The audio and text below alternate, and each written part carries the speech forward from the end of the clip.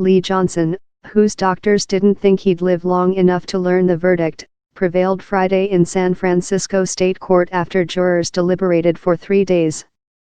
The trial was an important test of the evidence against Monsanto and will serve as a template for litigating thousands of other claims over the herbicide. Monsanto Vice President Scott Partridge told the Press Association, "Roundup has been safe for 4 decades and will continue to be safe. There is no credible scientific evidence that demonstrates otherwise. It is completely and totally safe, and the public should not be concerned about this verdict.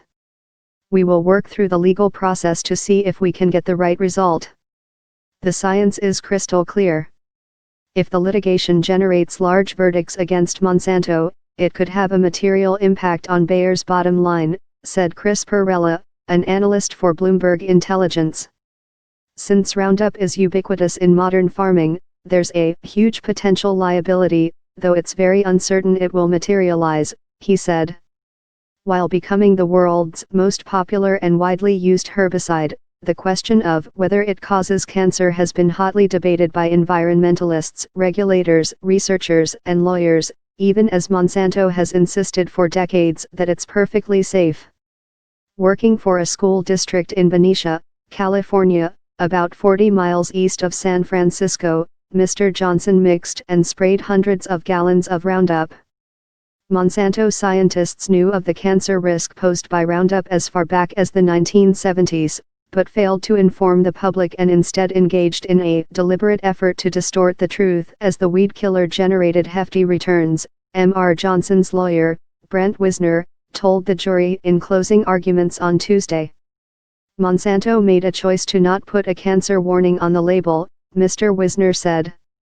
That is a choice that shows their reckless disregard for human health, and today is their day of reckoning. Monsanto argued that the type of cancer contracted by Mr. Johnson takes many years to form. The short period between his first exposure in 2012 and his diagnosis in 2014 made any connection between his contact and the disease impossible, according to the company. Monsanto lawyer George Lombardi insisted that science had found no connection between Roundup and non-Hodgkin lymphoma.